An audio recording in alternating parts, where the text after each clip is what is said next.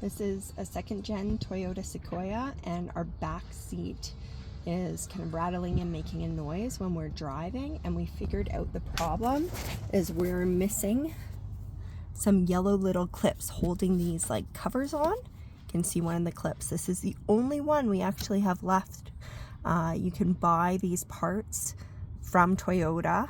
I was quoted $5 a clip, and all we have to do is push these pieces back in and slide the clip on. Here's a clip to see what it looks like. These little tiny clips will stop the rattling from happening.